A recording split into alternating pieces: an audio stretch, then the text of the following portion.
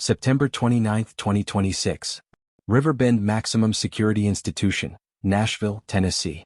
11:59 p.m. The clock on the wall ticks forward. 1 minute. Just 60 seconds until the final day begins. In a cell near the execution chamber, Krista Pike sits awake. She knows what tomorrow holds.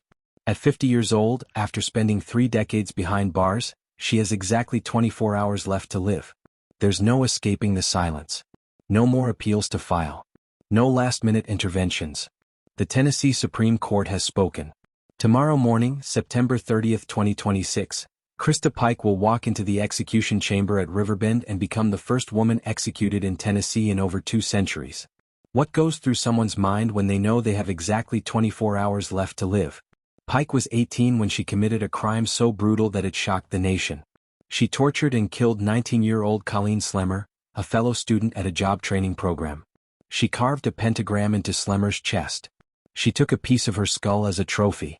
Can someone who committed an unthinkable crime at 18 truly transform after 30 years behind bars? Pike's attorneys say she's changed. They say she's remorseful. They say the traumatized 18-year-old who killed Colleen Slemmer is not the same person sitting in that cell tonight. But Colleen's mother, Mae Martinez, has waited 31 years for justice. She wants Pike's execution carried out. She wants closure. She wants peace. When that final day comes, does redemption even matter anymore? Before we go further into Krista Pike's final hours, I want to know, do you believe someone can truly change after decades on death row, or does the crime define them forever? Drop your thoughts in the comments. And if you're ready to go deeper into this story with me, hit that subscribe button. To understand how we got here, to this final night, we need to go back. Back to January 12, 1995. Back to when Krista Pike was just 18 years old. Pike was born into a life most of us can't comprehend. Her childhood was a nightmare of abuse, neglect, and abandonment. She was exposed to alcohol before birth, which damaged the part of her brain that controls impulses. By the time she was 12, she was using drugs and alcohol herself. By 18, she'd been raped twice, physically abused by 7 family members and sexually abused by 3 others. She never got help. No therapy. No intervention. Nothing.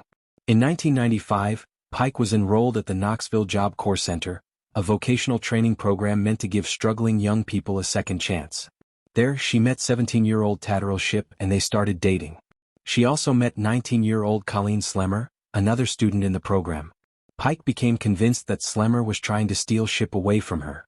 Friends of Slemmer denied it, but Pike's jealousy consumed her. She started planning something terrible.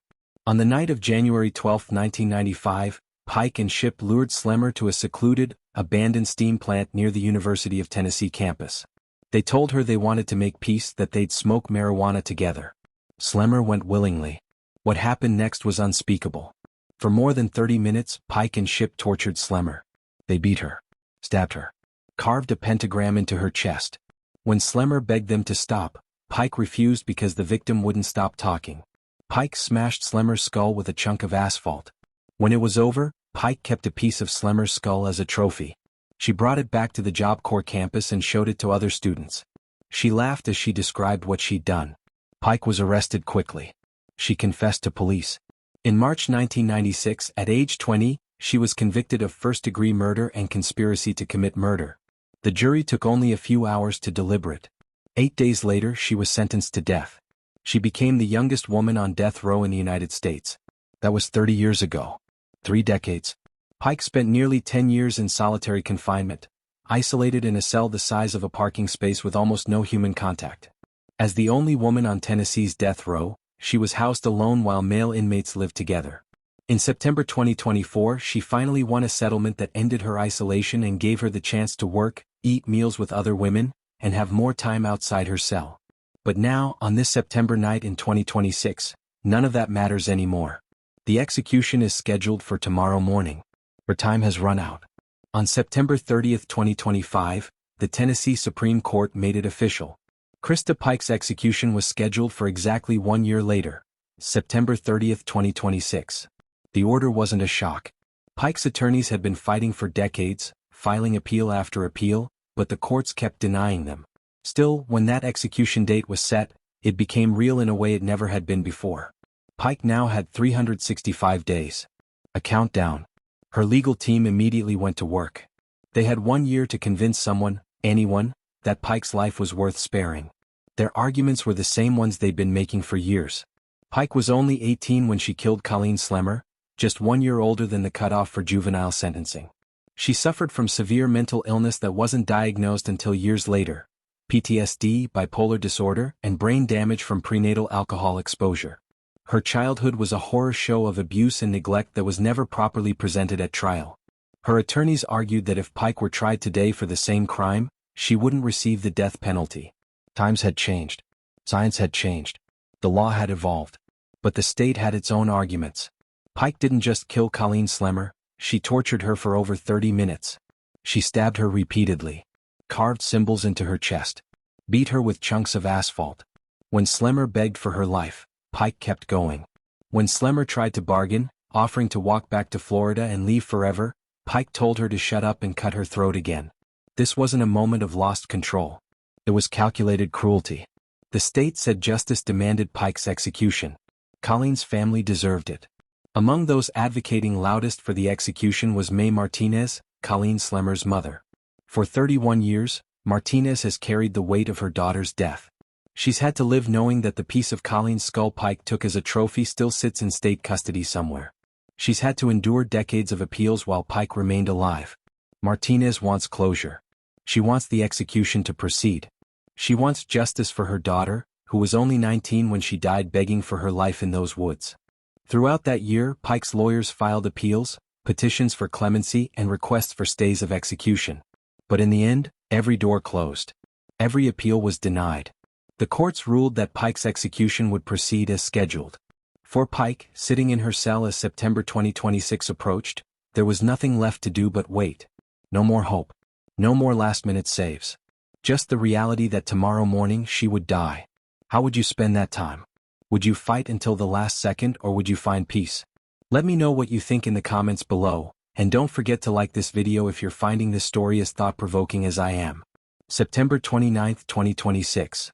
6 a.m. Krista Pike wakes up in her cell at Riverbend Maximum Security Institution for the last time.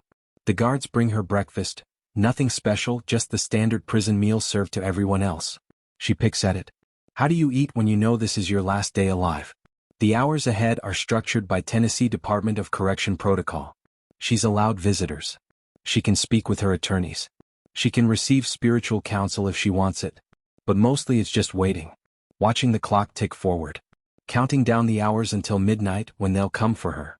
Under Tennessee's protocols, Pike is allowed visitors during her final hours: family, friends, spiritual advisors, and her legal team. Her attorney, Angela Bergman, arrives early in the morning. They've worked together for years, fighting appeal after appeal, but now there's nothing left to fight for. The conversation is quiet. Personal. Pike has had 30 years to think about what she did to Colleen Slemmer. Whether she's truly remorseful or simply resigned to her fate is something only she knows. But Bergman believes Pike has changed, that the woman sitting across from her isn't the same rage-filled teenager who committed murder in 1995. Pike also receives visits from family members, though details about which relatives come remain private. For someone who grew up abandoned and abused, these final hours might be the first time in decades she's felt any sense of connection to the people who were supposed to protect her. Does she talk about her childhood? About the abuse, the neglect, the brain damage that shaped who she became? Does she express genuine remorse for taking Colleen Slemmer's life, or does she focus on her own suffering? According to Tennessee tradition, death row inmates are often offered spiritual counsel in their final hours. A chaplain or spiritual advisor can stay with them, pray with them, offer communion. For Pike, does religion offer comfort now? Does she pray for forgiveness? Does she ask God to welcome her, or does she make peace with Colleen Slemmer's memory? We may never know what goes through her mind in these hours. What we do know is that Pike is aware of every passing minute. The afternoon drags on. The evening approaches. Outside her cell, preparations are being made for her execution. The execution chamber is being prepared. Witnesses are being notified. The medical staff is reviewing protocols. By nightfall, Pike has only hours left. The visits are winding down. The goodbyes are happening. The final visitor leaves around 10 p.m. The door closes. The cell feels emptier than it ever has before. Pike is alone now. Just her and the guards who will escort her to the execution chamber in a few hours. She has maybe 2 hours left before they come for her. Does she sleep? Does she write letters? Does she stare at the ceiling and think about Colleen Slemmer, about the life she took, about her own wasted life? We'll never truly know what goes through someone's mind in those final, quiet hours. But for Pike, the waiting is almost over. In Tennessee, the governor holds sole authority to grant clemency for death row inmates. It's a power that's rarely used.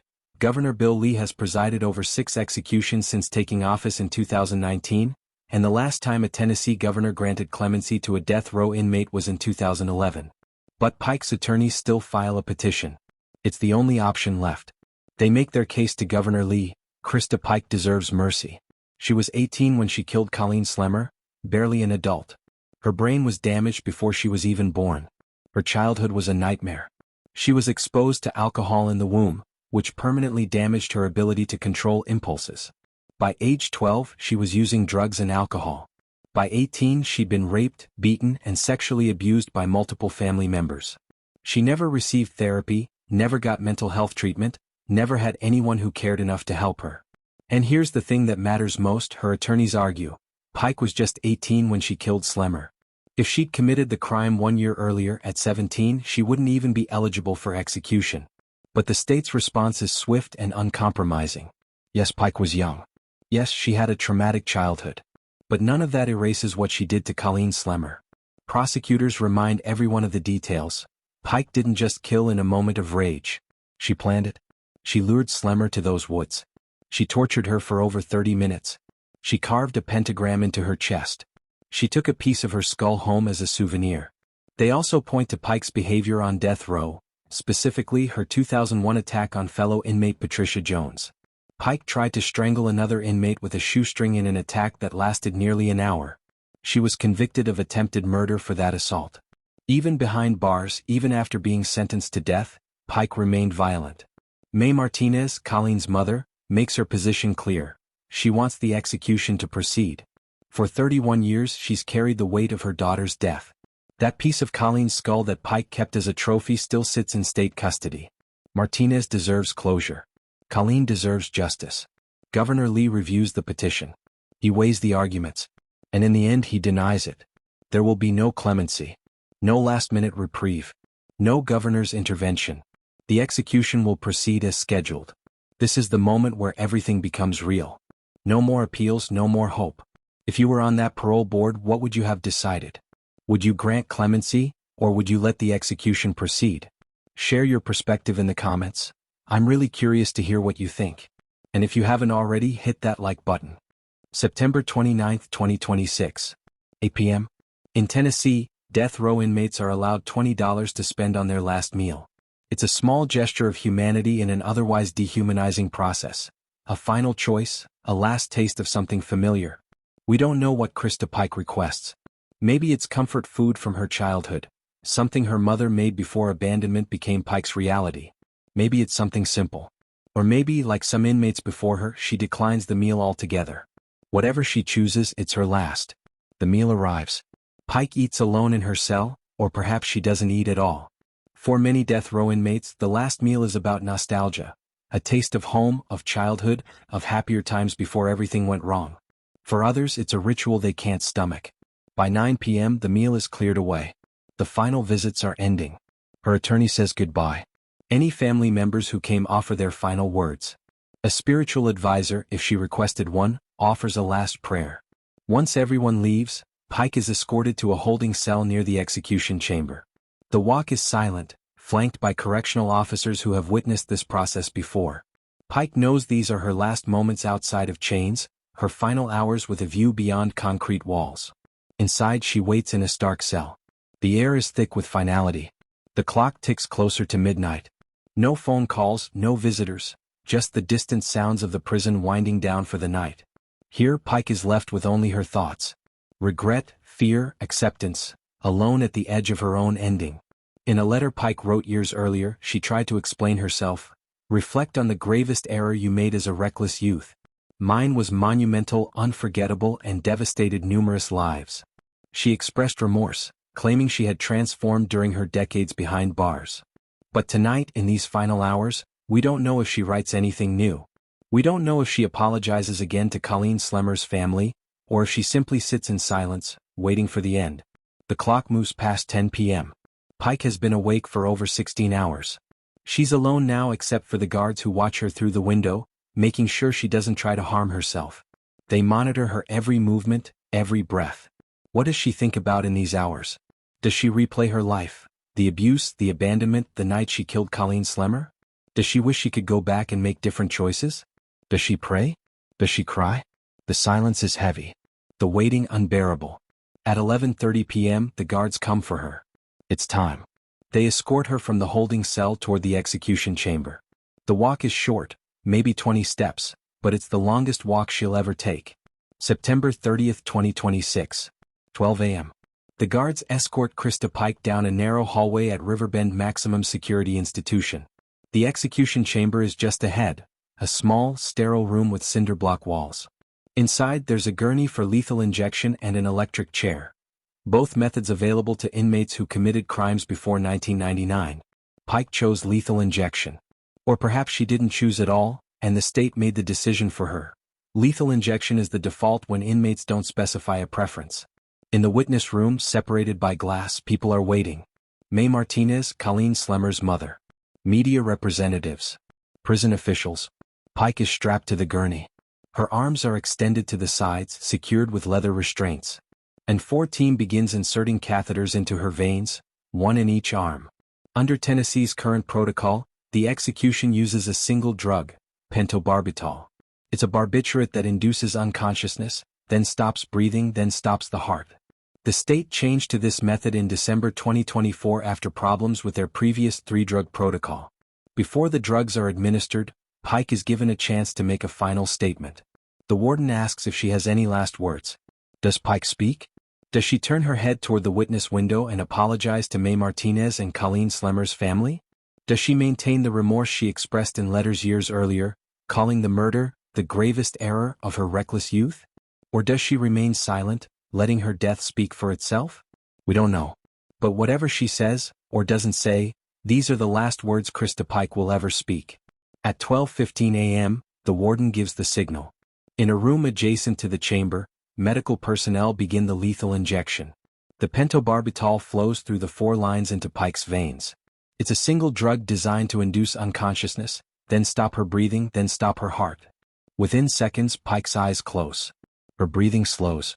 The witnesses watch in silence, some with tears, some with stone faces. Medical personnel monitor her vital signs from behind the glass. They watch the machines, waiting for the moment when her heart stops beating. It takes several minutes. Pike's chest rises and falls less and less frequently. Then, finally, stillness.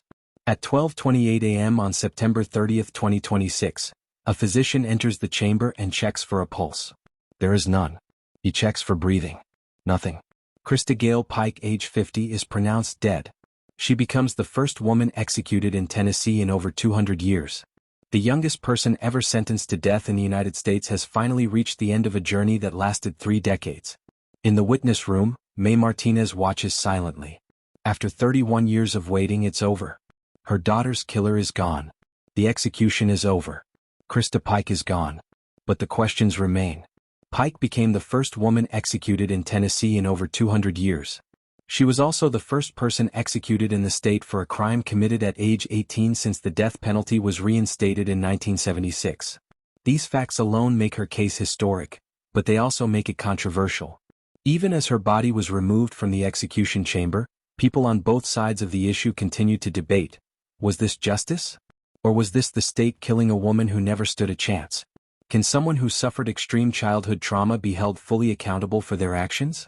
Pike's childhood was horrific. Prenatal alcohol exposure, brain damage, sexual abuse, abandonment, neglect. She never received therapy or mental health treatment. By age 18, she was a deeply damaged person. Her attorneys argued that with proper treatment for her PTSD and bipolar disorder, Pike could have become a different person. They say she did become a different person, reflective, remorseful, transformed. But does that matter? Does transformation erase the fact that she tortured Colleen Slemmer for over 30 minutes? Inside the final hours of Clayton Lockett. At 5:20 p.m. on April 29, 2014, a man walked into a death chamber in Oklahoma. White walls surrounded a gurney positioned in the center, a microphone suspended above for his final words. Behind the wall, 3 hooded executioners waded through 2 baseball-sized holes where IV lines would pass through. His name was Clayton Lockett, and he was scheduled to die at 6:12 p.m. But finding a vein became a problem. The paramedic tried twice on his left arm. Both attempts failed. Minutes passed. The tension grew. Then Lockett, despite resisting execution all morning, said something that still haunts those who heard it. "I've got a vein in my leg, my right leg." He was helping them kill him. What happened next would take 43 minutes instead of the usual 6 to 12. It would spark a nationwide debate, change execution protocols, and force America to ask an uncomfortable question. When does justice cross the line into something else? Before we go further, subscribe. We're covering cases that ask hard questions about crime and justice. To understand what happened in that execution chamber, we need to go back to the beginning. Clayton Darrell Lockett was born in 1975. By the time he turned 16 in 1992, he'd already started down a criminal path. That year, he pleaded guilty in Kay County to burglary and knowingly concealing stolen property, crimes that earned him a 7-year prison sentence. He also pleaded no contest to 2 counts of intimidating state witnesses, showing early on that he understood how to use fear as a weapon. But what happened to him in prison at 16 would complicate his story in ways no one could have predicted. Lockett was sent to the Oklahoma State Penitentiary, a facility designed for adult inmates, not juveniles. There, 3 adult male prisoners gang-raped him. A child, housed with grown men, became a victim of the same kind of violence he would later inflict on others. Does that trauma explain what came later? Does it excuse it? Or does it just make the whole thing harder to process? Those questions don't have easy answers. What we know is that after his release, Lockett's pattern of violence didn't stop, it escalated. Witness intimidation, threats, a growing willingness to hurt people who got in his way. By 1999, Clayton Lockett was 23 years old. He'd spent years building a reputation as someone you didn't cross. But nothing in his past, not the crimes, not the prison assault, not the years of intimidation, could prepare anyone for what came next. On a June evening in 1999, Lockett made a choice that would end a young woman's life, destroy multiple families, and eventually lead him back to that white-walled room 15 years later. Can trauma explain evil, or does it just complicate how we judge it? That question haunted this case from the beginning, because Clayton Lockett was both a victim and a perpetrator. Both things were true, and neither one canceled out the other. June 3, 1999. Perry, Oklahoma. Just after 10:30 p.m., 23-year-old Bobby Bornt was asleep on his couch, his 9-month-old baby sleeping in a nearby room. A loud crash jolted him awake. Someone had just kicked in his front door. 3 men burst into the house. Clayton Lockett, who Bobby recognized as the tattoo artist who'd recently worked on him, held a shotgun. With him were 26-year-old Sean Mathis and Lockett's 17-year-old cousin, Alfonso Lockett. What started as a brutal beating, Lockett striking Bobby repeatedly with the shotgun, quickly escalated into something worse. They bound Bobby's hands behind his back with duct tape, gagged him, and left him on the couch while they ransacked the house looking for drugs. But Bobby wasn't alone that night. 19-year-old Stephanie Neiman was also in the house. She was a recent high school graduate, a friend who'd come to visit. There was also Summer Hare and Bobby's infant son. All of them became captives. During the invasion, Lockett raped one of the victims, Neiman's friend. The violence wasn't random, it was calculated, deliberate. After terrorizing everyone in the house, the 3 men forced their captives into vehicles. Bobby Bornt, his baby, Summer Hare, and Stephanie Neiman were all driven to a remote area outside of town. That's where everything changed. Stephanie, despite the terror of the moment, did something brave. When the men discussed releasing them, she refused to promise she wouldn't go to the police. She wouldn't lie. She wouldn't give them that assurance. It was an act of courage. It was also her death sentence. Lockett used duct tape to bind her hands and cover her mouth. He walked her into a ravine, had his accomplices help her over a barbed wire fence. From approximately 6 feet away, he fired his sawed-off 12-gauge shotgun loaded with a quarter-ounce slug. The shot tore into her chest and shoulder, knocking her to the ground, but the gun jammed. Stephanie Neiman was still alive. Lockett walked back to his vehicle, used a screwdriver to unjam the shotgun, then walked back to where she lay bleeding. From about 2 feet away, he shot her again in the chest. That shot also wasn't fatal. She was still breathing, still conscious, still fighting. Lockett looked at her and said, "I ain't going to shoot her again." Instead, he told his accomplices to bury her, alive. They covered Stephanie Neiman with dirt while she struggled, while she fought for breath, while her life slipped away in that shallow grave. She died from her wounds, not instantly, but slowly, buried in the earth. Bobby Bornt, Summer Hare, and the infant were driven back to Bobby's house. The men warned them. If they told anyone, they'd be killed too.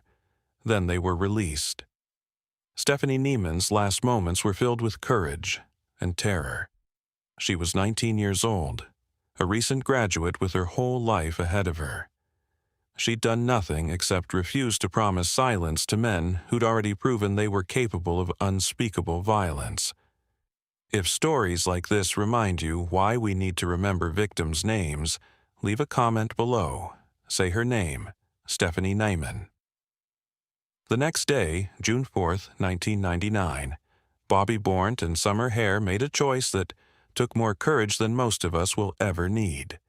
Despite the death threats, despite the terror still fresh in their minds, they walked into the Perry Police Department and told Detective Lieutenant David Farrow everything. What had happened, where it happened, who did it. Their testimony gave investigators the starting point they needed. Within hours, law enforcement began working the case. They recovered Stephanie Neiman's pickup truck. They found her body at the remote farm location where Bobby and Summer had described. And they started building a case. Detective Farrow's investigation was meticulous. By the time he finished, he'd uncovered approximately 86 individual pieces of evidence. Each one told part of the story. The 12-gauge shotgun used in the murder, hidden inside a box spring mattress in a garage behind a house where Lockett had been staying. DNA from Stephanie Neiman. Fingerprints lifted from the duct tape used to bind the victim's hands and mouths. Eyewitness testimony from Bobby and Summer, who could identify all 3 attackers. The forensic evidence didn't just suggest what happened, it confirmed it. That same day, June 4th, Detective Farrow arrested all 3 men in Enid, Oklahoma. Clayton Lockett, his 17-year-old cousin Alfonso Veazey Lockett, and 26-year-old Sean Mathis were found at a convenience store on South Van Buren Street. When confronted with the mountain of evidence, the shotgun, the DNA, the fingerprints, the witnesses who'd survived and spoken up, Clayton Lockett confessed. He admitted his role in the kidnapping, the rape, the murder. His confession, combined with everything Detective Farrow had collected, created a case that left no room for reasonable doubt. The survivors had been brave enough to speak. The investigators had been thorough enough to listen and follow the evidence wherever it led. And now, justice had a path forward. The evidence was overwhelming. But the legal process was just beginning. The state of Oklahoma charged Clayton Darrell Lockett in the District Court of Noble County, case number CF 9953. The charges were extensive: conspiracy, first-degree burglary, assault with a dangerous weapon, forcible oral sodomy, first-degree rape, kidnapping, robbery by force and fear, and first-degree murder. 19 counts total. At his 1999 trial, prosecutors presented the comprehensive case Detective Farrow had built. The 86 pieces of evidence told a story no defense attorney could counter. The 12-gauge shotgun hidden in a box spring mattress, DNA evidence from Stephanie Neyman, fingerprints on the duct tape used to bind the victims, eyewitness testimony from Bobby Bornt and Summer Hare, and Lockett's own confession. The facts of the crime itself weighed heavily in the courtroom. This wasn't just murder, it was kidnapping, rape, and the conscious burial of a living victim. Stephanie Neyman had been shot twice at close range, then buried while she still breathed. The jury heard all of it. They found Clayton Lockett guilty on all 19 counts. For the murder charge alone, the state presented 5 aggravating circumstances to justify the death penalty. The jury agreed with each one. They recommended death. The judge accepted their recommendation. On count 19, first-degree murder, Clayton Lockett was formally sentenced to death. For the other 18 counts, he received sentences ranging from 90 days to 300 years, all to be served consecutively. Not that those sentences mattered anymore. Lockett's defense team appealed the conviction. In 2002, the Oklahoma Court of Criminal Appeals upheld both the conviction and the death sentence. Every legal challenge failed. The appeals process would continue for years, as it does in all capital cases, but the outcome never changed. 15 years would pass between sentence and execution. 15 years of legal motions, of waiting on death row, of appeals that went nowhere. 15 years Stephanie Neyman would never have. She'd been 19 when she died. By the time her killer faced his own death in 2014, she would have been 34. She might have had a career, a family, grandchildren for her parents to hold. Instead, she had a grave. Between 1999 and 2014, Clayton Lockett lived on death row at Oklahoma State Penitentiary. Records show little about any transformation during those 15 years. No spiritual awakening, no extensive legal scholarship, just the standard routines of confinement while appeals work their way through the courts. But in early 2014, something changed. Oklahoma's supply of pentobarbital, the standard execution drug, was running out. Mike Oakley, the general counsel for the Oklahoma Department of Corrections, scrambled to find replacement drugs. He had no medical training, but he was under pressure from officials facing elections who worried about appearing soft on crime. Oklahoma decided on a new 3-drug cocktail that had never been used before in American executions, and they refused to disclose where the drugs came from. Lockett and fellow death row inmate Charles Warner sued. They challenged Oklahoma's secrecy law, arguing they had a right to know what chemicals would be used to kill them. A state judge, Patricia Parrish, agreed. The law was unconstitutional. The Oklahoma Supreme Court granted a stay of execution to consider the case. Then Governor Mary Fallin did something unprecedented. She issued a statement declaring that the court had no authority to grant such a stay. Her Republican allies in the legislature started impeachment proceedings against the justices who tried to delay the execution. A constitutional crisis was unfolding. The executive branch was openly defying the judicial branch. The stay was eventually lifted under political pressure. The executions were scheduled.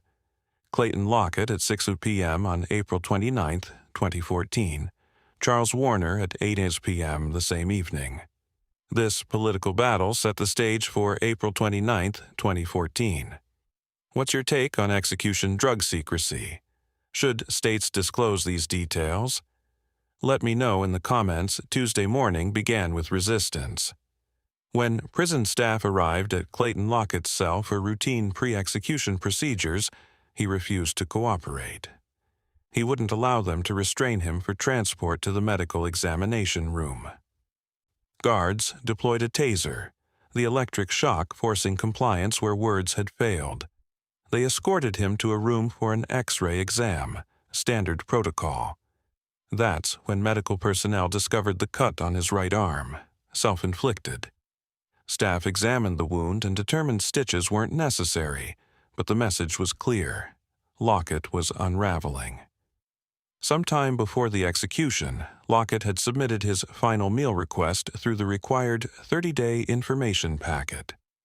He'd asked for Chateaubriand steak cooked medium rare, shrimp with cocktail sauce, a baked potato with butter and sour cream, 6 slices of garlic toast, pecan pie, and a liter of Coca-Cola Classic. Prison officials rejected the request. It exceeded Oklahoma's $15 limit for final meals. Lockett's response: he refused to eat anything. Food trays came to his cell twice that day. Both times he turned them away.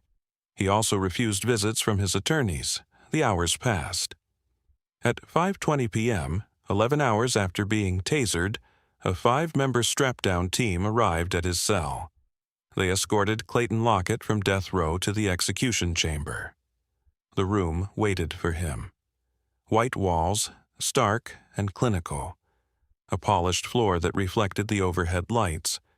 In the center, a gurney, padded but unforgiving. Above it, a microphone suspended from the ceiling for any final words.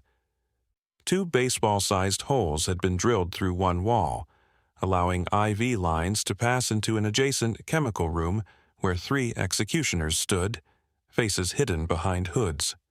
They would administer the drugs without seeing the man they were killing. When asked if he had any last words, Lockett declined. At 5:26 p.m., his belt was secured to the gurney. The straps tightened across his chest, arms, legs. Behind beige blinds, witnesses began filing into the viewing area. Stephanie Neiman's family members took their seats. Media representatives, prison officials, all of them separated from the condemned by glass and fabric. The execution was scheduled to begin at 6 p.m. The room held a particular kind of silence, not peaceful, but weighted. The air conditioning hummed. Someone coughed in the witness area. Lockett lay motionless on the gurney, waiting.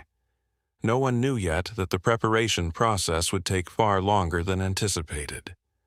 No one knew that what was about to happen would make international headlines. No one knew that this execution would spark a nationwide debate about lethal injection protocols. They just waited. The clock moved toward 6 p.m. The problem started immediately. A paramedic approached the gurney with an IV needle, searching for a vein in Lockett's left arm. The first attempt failed. He tried again, failed again. A phlebotomist, someone specifically trained to draw blood, was called in. They examined Lockett's arms, legs, and feet, searching for any viable entry point. Nothing worked. Minutes ticked by. Then, in a moment that still defies comprehension, Clayton Lockett, the same man who'd resisted all morning, who'd been tasered twice, who'd cut his own arm, spoke up. "I've got a vein in my leg, my right leg." He was helping them kill him.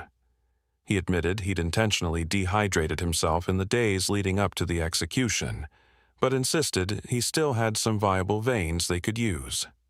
The condemned man, volunteering his body as a roadmap to his own death. A doctor examined Lockett's neck and groin area. Prison staff brought a sheet to block the witness's view. The medical team made their decision. They would use a vein in his groin. They didn't have a needle of the proper size. They didn't have the right tape to secure the IV line properly. But they proceeded anyway. This was the first time Oklahoma had used this particular 3-drug cocktail. The dosages had never been tried in American executions before. 6:23 p.m. Warden Anita Trammell began the execution. The first drug, 100 milligrams of midazolam, a sedative, flowed through the IV line. 6:33 p.m. A doctor checked Lockett for consciousness. He was declared unconscious. The next two drugs were administered: vecuronium bromide, a paralytic that stops breathing, and potassium chloride, which stops the heart. By 6:33, all three drugs had been delivered. The execution should have been over. But Lockett started to writhe. He tried to lift his head. His body moved against the restraints. He began to speak. 6:42 p.m. Prison officials lowered the shades to the witness room. The phlebotomist and doctor rushed to check the IV. A lawyer for Lockett who witnessed the execution would later say, "It looked like torture." 6:44 p.m. The doctor discovered the vein had collapsed. The drugs had either absorbed into surrounding tissue, leaked out, or both. They weren't entering Lockett's bloodstream. Warden Trammell called Director Robert Patton. Patton asked the critical questions. "Has enough of the drugs been administered to cause death?" The doctor replied, "No." "Is another vein available to complete the execution?" "No." "Are there enough drugs left?" "No." Lockett still had a faint heartbeat. He was unconscious, but he was alive. 6:56 p.m. Robert Patton made a decision no corrections director in modern American history had made before. Under authority granted by the governor, he called off the execution. Prison officials reportedly discussed taking Lockett to a hospital. They didn't. 7:06 p.m. Clayton Lockett was declared dead from a massive heart attack. 10 minutes after the execution was halted. 43 minutes after the first drug was administered.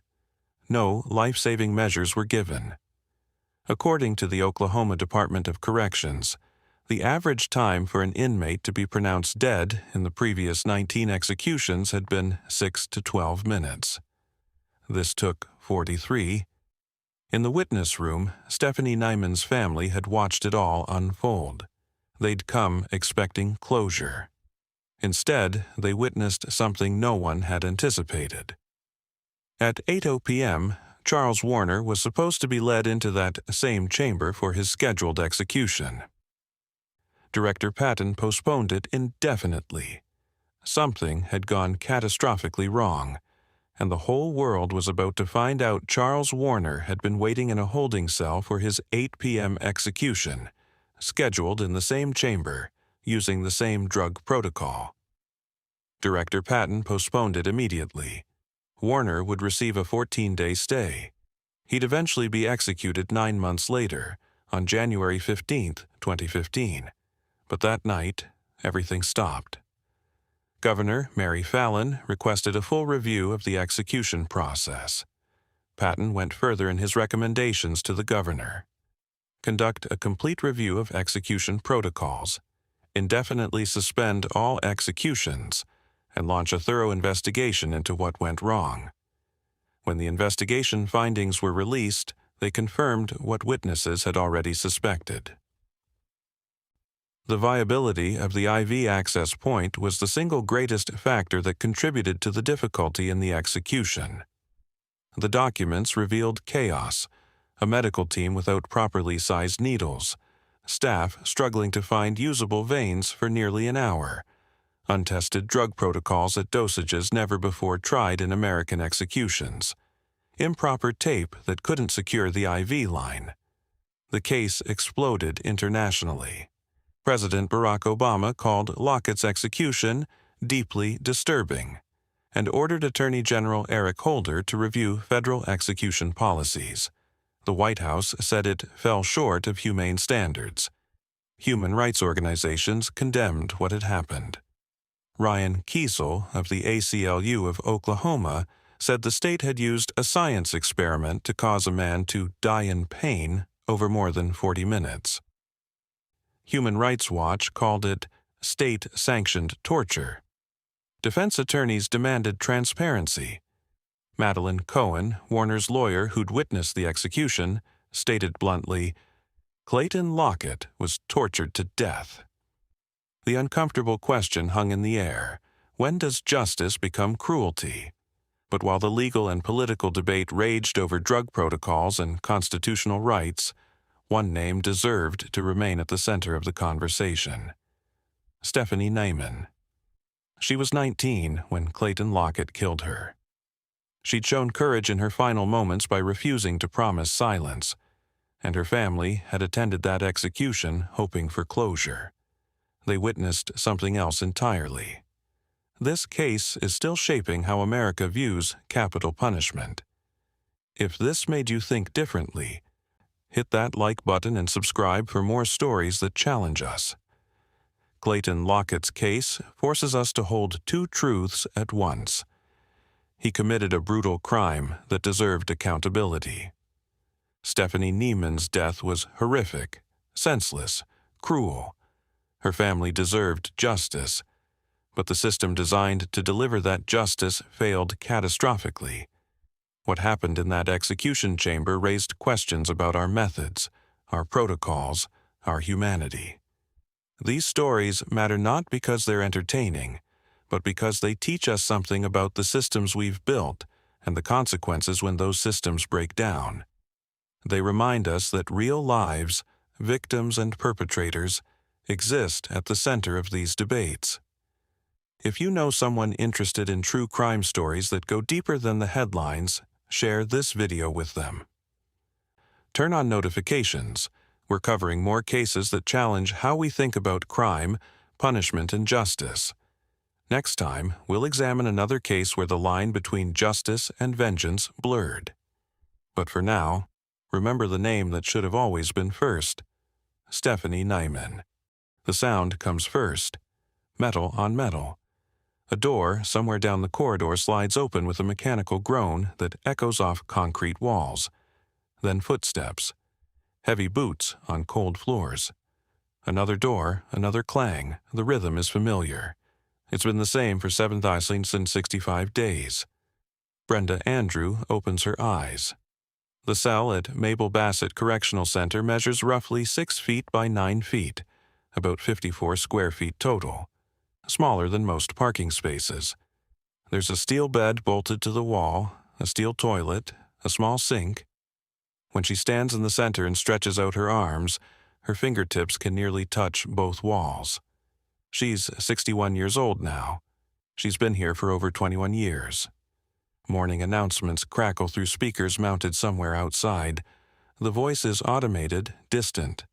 The words don't matter. They're part of the background noise that fills the silence of solitary confinement. The hum of ventilation systems, the occasional voice from another cell, the endless clanging of doors opening and closing somewhere in this place. Brenda sits up slowly. Her body doesn't move the way it used to. 2 decades in a space this small does things to you: your joints, your spine, your mind. She's the only woman on Oklahoma's death row. There are men here too, dozens of them, but she's alone in a way they're not. The only woman in a state that has executed 199 men since 1915, a state that has executed only 4 women in its entire history. Every morning begins the same way. She washes her face in the small sink. She makes her bed. She waits for breakfast to arrive through the slot in her door. She doesn't know what day it is anymore, not really. Tuesday feels like Thursday, feels like Saturday. Time stopped meaning anything years ago, but one thing never changes. Every single morning she wakes up knowing the state wants her dead. Every single morning she doesn't know if today might be the day they finally set her execution date. It's been 21 years, over 183,000 hours. A lifetime spent in a 6-by-9-foot box waiting to die. But what brought a Sunday school teacher from a conservative Christian family to this place? More importantly, does she deserve to be here? To understand a day in Brenda's life now, we need to understand how she got here. Brenda Evers didn't start out as a killer. She grew up in Enid, Oklahoma, in a devout Lutheran family. The kind of family where faith wasn't just Sunday morning, it was everything. She was the quiet child who never missed church, who helped others, who earned straight A's and kept her clothes buttoned all the way up to her collar. Her classmates remembered her as reserved, conservative, the kind of girl who followed the rules. In high school, she met Rob Andrew at the public swimming pool. He was a couple years older, studying advertising at Oklahoma State University. He came from a conservative Baptist household. 3 brothers, tight-knit family, strong values. Rob told everyone the same story later. "I saw this cute girl in a swimsuit and said, 'I'm gonna marry her.' He did." After a year at a Lutheran college in Kansas, Brenda transferred to Oklahoma State to be closer to Rob. On June 2, 1984, when she was just 21 years old, they married in a ceremony at Redeemer Lutheran Church in Enid, right before she graduated from college. From the outside, it looked like everything you're supposed to want. Rob built a career as an advertising executive with a 6-figure salary. Brenda worked in banking and even earned Employee of the Year honors.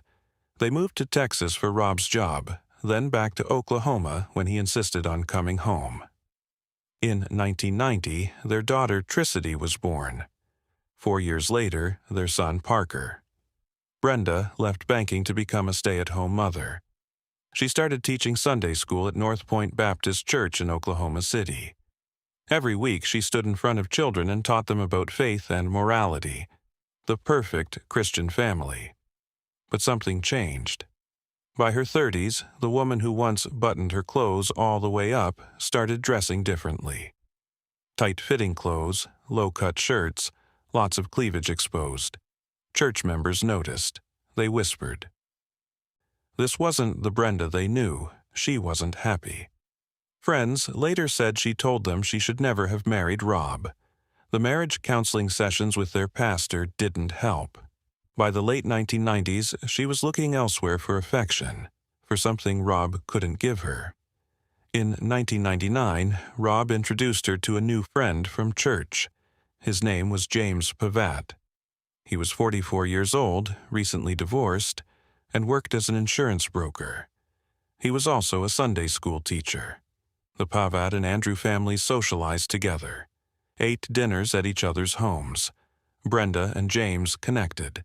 They taught Sunday school classes together. A sexual attraction developed.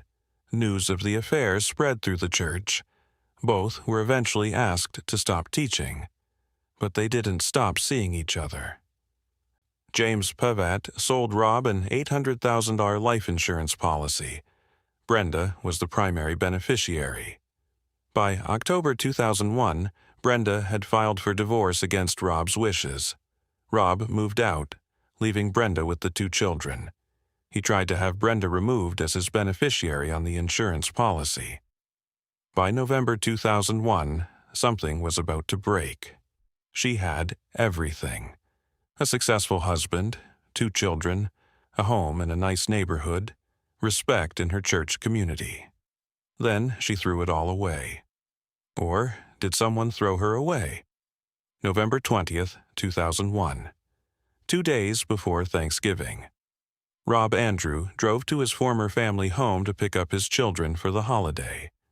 Brenda asked him to come into the garage first. She needed help relighting the pilot light on the furnace. Rob went inside. 2 shotgun blasts rang out. Rob was shot twice. He collapsed on the garage floor and died. Brenda was shot once in the arm, a superficial wound, barely breaking skin. She called 911. When police arrived, they were immediately suspicious. The blood spatter didn't make sense. Brenda's gunshot wound showed powder burns, evidence it was fired at close range, possibly staged. She claimed 2 masked gunmen had attacked them both, but nothing about the scene supported that story. 3 days later, on the day of Rob's funeral, Brenda didn't show up. Neither did James Pavat. Neither did Brenda's 2 children. They had fled to Mexico. For nearly 3 months, Brenda and James lived as fugitives south of the border with Tricity and Parker caught in the middle. In February 2002, when they tried to cross back into the United States, border agents arrested them both. James Pavitt eventually confessed. He admitted he shot Rob Andrew with a shotgun, but he insisted he acted alone. Brenda, he said, had nothing to do with it. Police didn't believe him. Both were charged with first-degree murder and conspiracy to commit murder. Pavitt was tried first in 2003. He was convicted and sentenced to death. Brenda's trial began in July 2004. The prosecution had a problem. Their case was mostly circumstantial. They had no physical evidence directly tying Brenda to the trigger.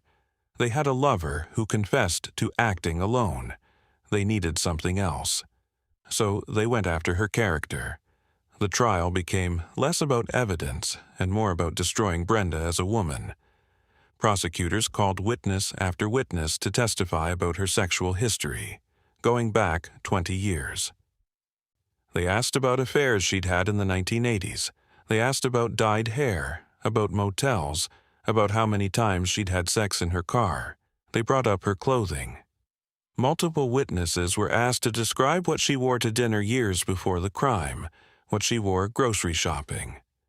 4 different witnesses were questioned about whether her outfits were modest enough. They criticized her demeanor. Over 30 times throughout the trial, prosecutors brought up the fact that Brenda didn't cry enough. What kind of grieving widow doesn't shed tears? They attacked her as a mother. Witnesses testified that her home was filthy, unkept, shocking. Prosecutors asked one witness 9 separate times what a good mother would do and whether Brenda failed in that regard. They even brought up a book found in her possession, How to Drive a Man Wild in Bed. But the most shocking moment came during closing arguments. The prosecutor walked over to one of the suitcases Brenda had packed when she fled to Mexico. He opened it in front of the jury. One by one, he pulled out pieces of her underwear. He held up her thong and asked, "Would a grieving widow pack this to go sleep in a hotel room with her boyfriend?" He stood there, holding her underwear directly in front of the jury just hours before they began deliberations. Throughout the trial, prosecutors called her a slut puppy and a hoochie.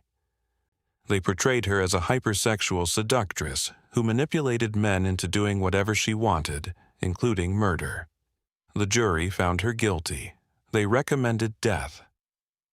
On September 22, 2004, Brenda Andrew was formally sentenced to die. The question everyone asked was simple. Was she convicted of murder or of being the wrong kind of woman? And that's how Brenda Andrew became the only woman on Oklahoma's death row 6 o'clock in the morning. The wake-up announcement comes through the speaker system, though Brenda is usually already awake. Sleep doesn't come easily in a place like this. Breakfast arrives through the slot in her door. A metal tray slides through, pushed by hands she rarely sees. The food is lukewarm. It doesn't matter. She eats because she has to, not because she wants to. For 16 years, Brenda lived in solitary confinement, alone. 22 to 24 hours a day locked in a cell with concrete walls, a steel bed bolted to the floor, a steel sink, and a steel toilet. No programs, no educational services, no work opportunities, no congregate activities. The only human contact she had were the brief exchanges when guards delivered meals through the slot, and when they shackled her wrists before letting her out for her limited recreation time. The cell is cold. Death row facilities in Oklahoma are notoriously harsh. Concrete construction, minimal insulation, freezing temperatures in winter. There are no windows to the outside world from her cell. No natural light, no fresh air. She washes her face in the small sink.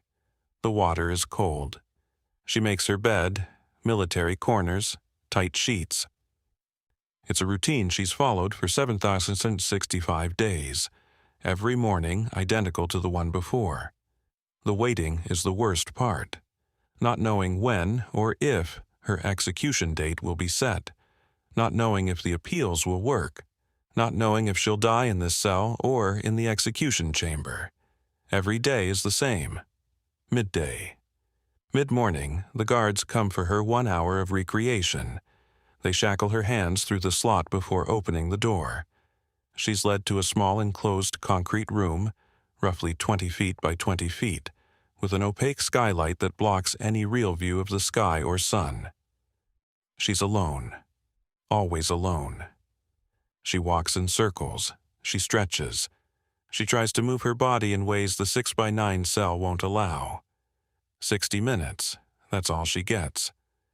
Then back to the cell. The rest of the day stretches out empty.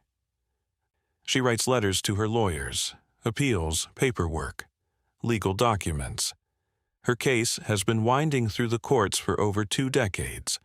State appeals, federal appeals, motions, hearings, denials. Each one takes months, sometimes years. She reads when she can, religious texts mostly. Her faith is one of the few things that hasn't been taken from her. She still prays, still believes, even after everything. Lunch comes through the slot. Another tray. Another meal that tastes like nothing.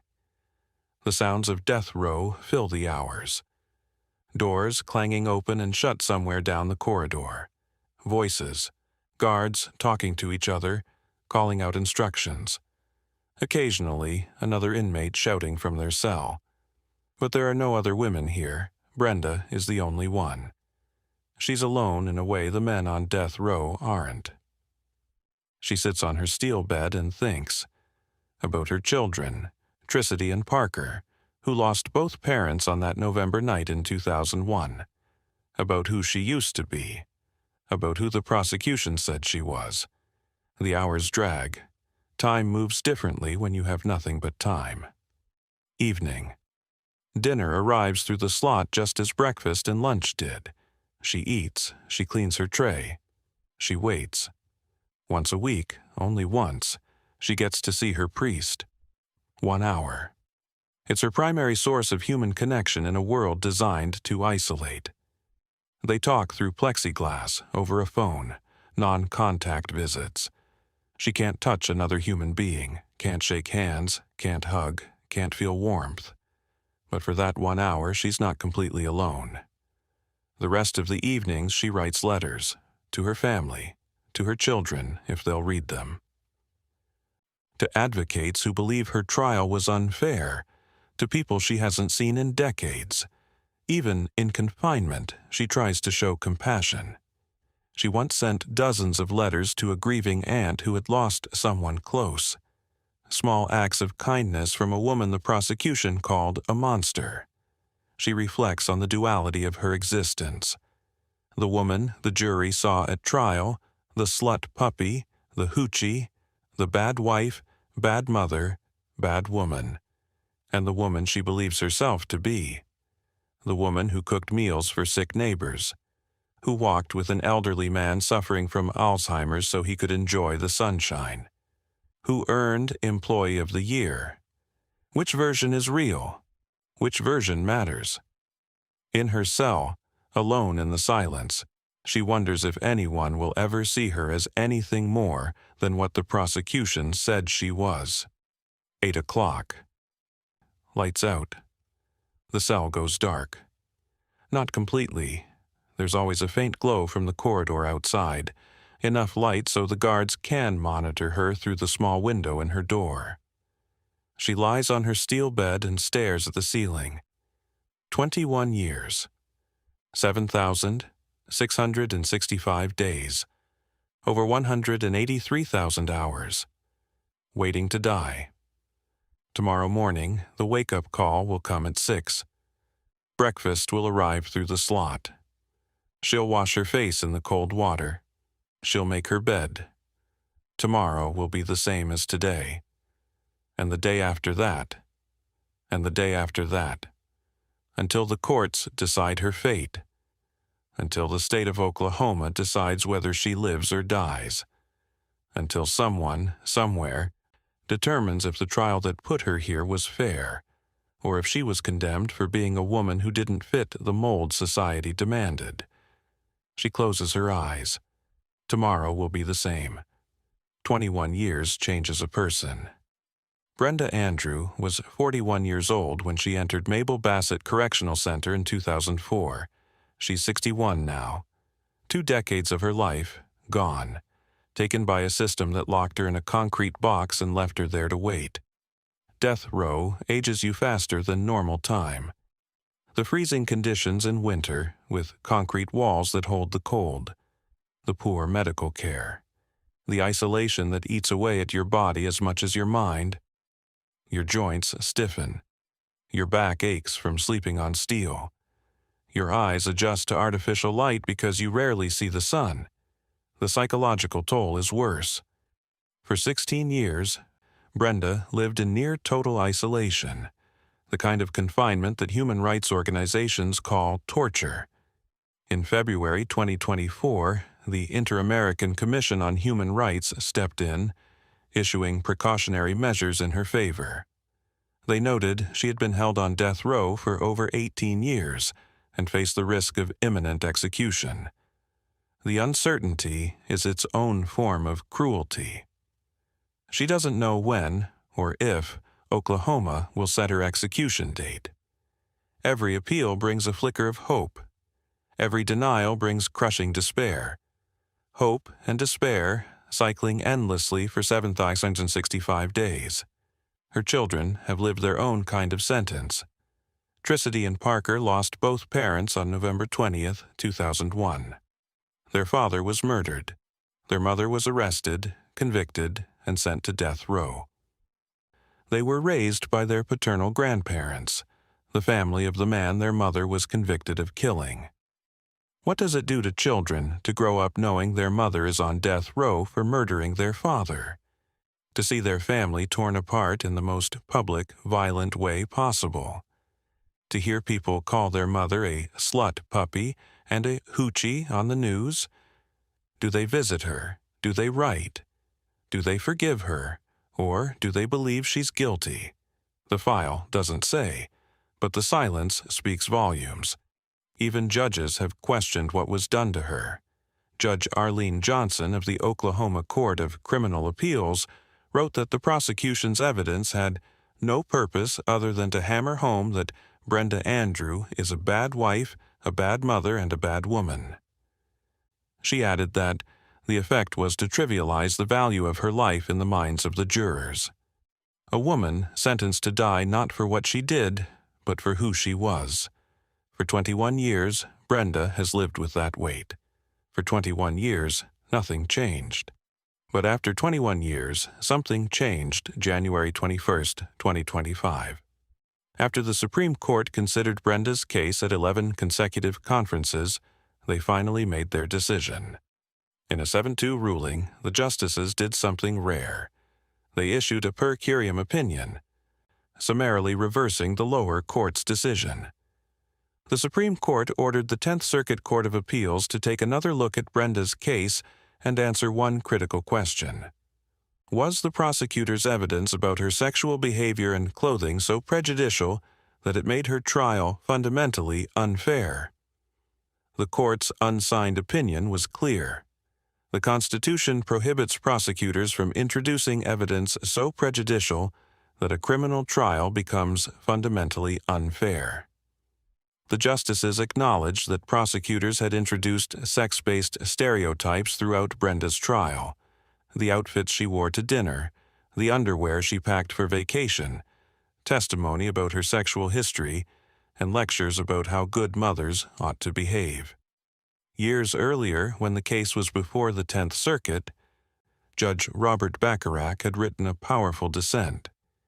He said the state's focus on Brenda's sex life portrayed Ms. Andrew as a scarlet woman, a modern Jezebel, sparking distrust based on her loose morals.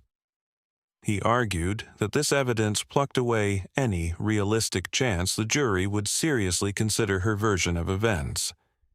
The arguments on both sides were stark. Brenda's defense team argued that the sex shaming violated her due process rights. They said gender stereotypes replaced actual evidence. They pointed out that convicting and condemning a woman to death because her clothing, appearance, demeanor, and sexual history didn't comply with stereotypes of womanhood was fundamentally unjust. Oklahoma Attorney General Gentner Drummond defended the prosecution's tactics. He argued that evidence of Brenda's ability to get men to do her bidding was relevant to the case.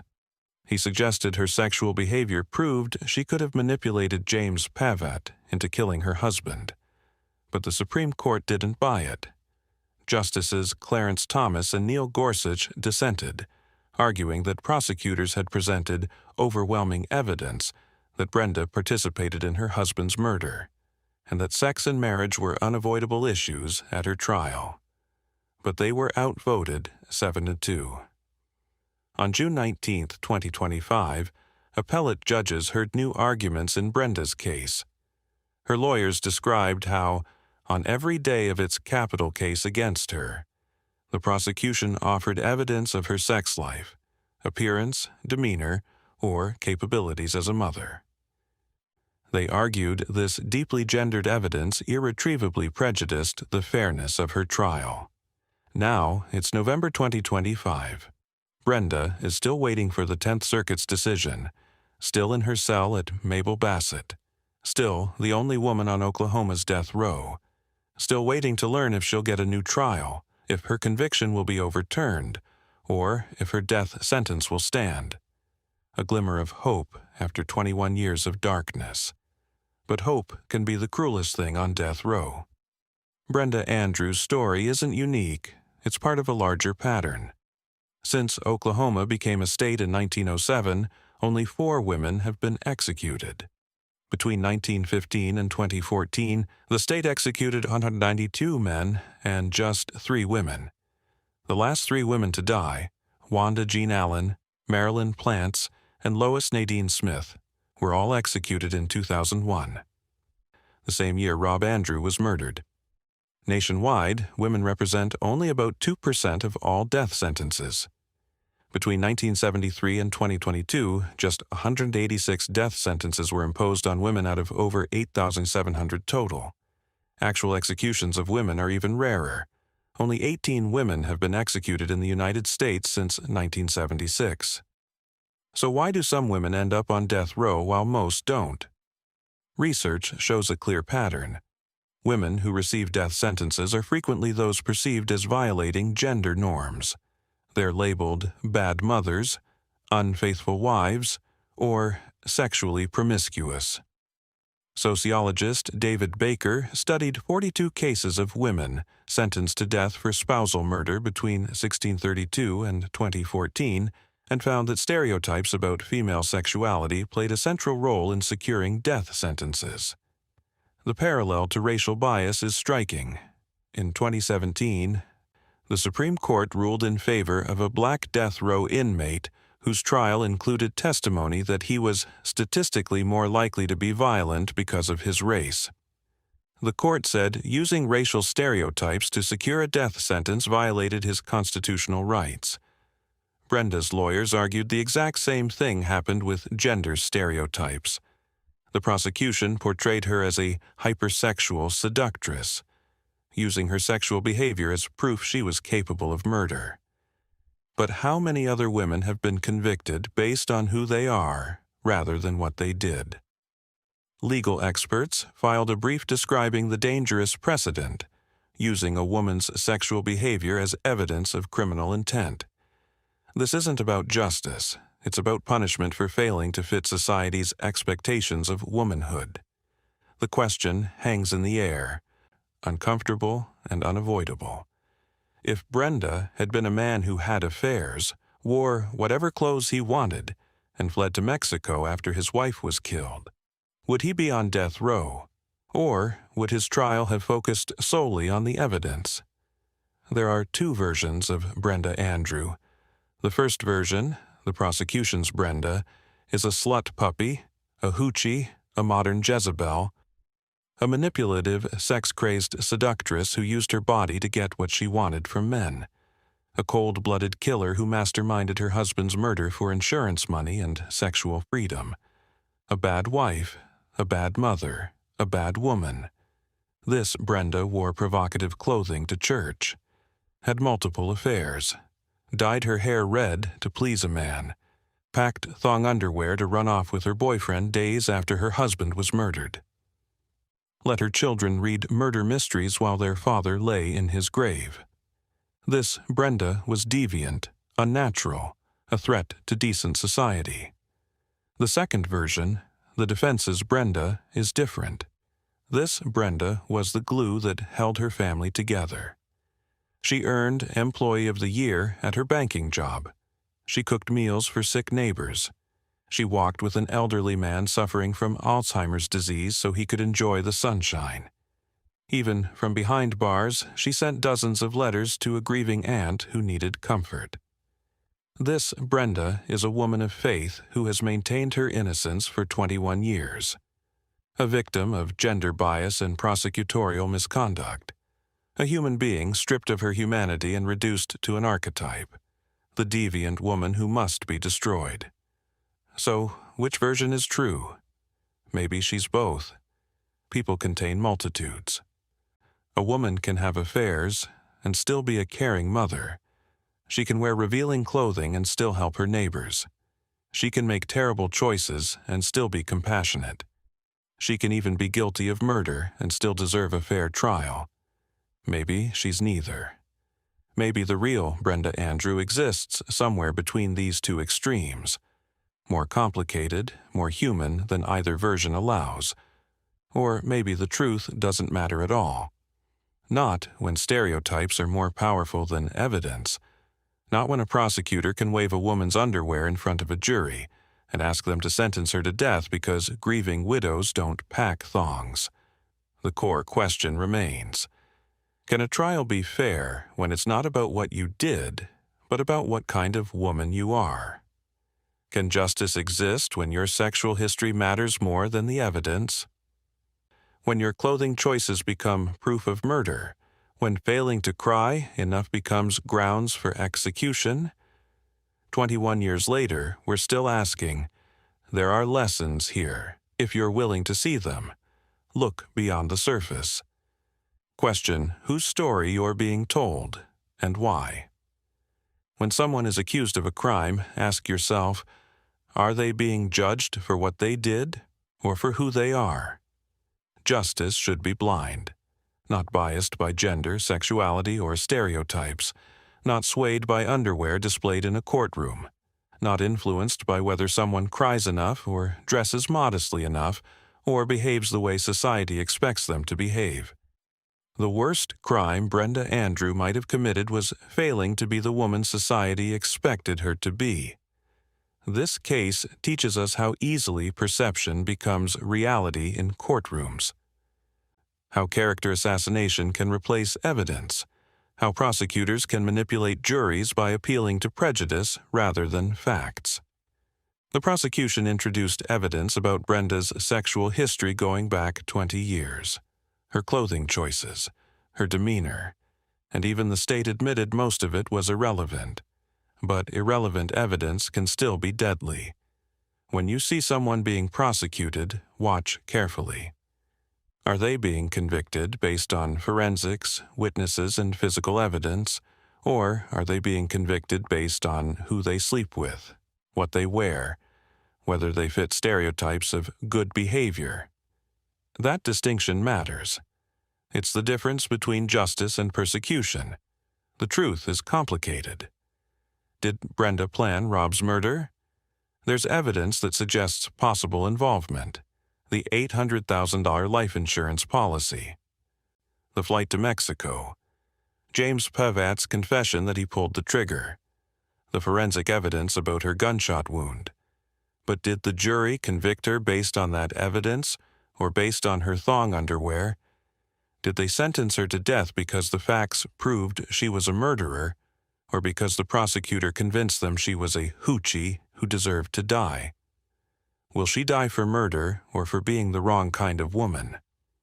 As of today, November 20th, 2025, Brenda Andrew is still in that cell at Maple Bassett Correctional Center, still waiting for the 10th Circuit Court of Appeals to decide her fate, still the only woman on Oklahoma's death row. Every morning, she wakes up in the same 6 by 9 foot cell, Every morning she doesn't know if it will be her last. And every morning we should ask ourselves, is this justice?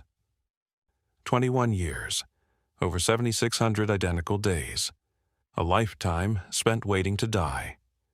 Whether she's guilty or innocent, one question remains.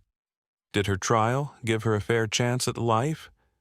Or was she condemned the moment the prosecutor held up her underwear and asked the jury what kind of woman packs a thong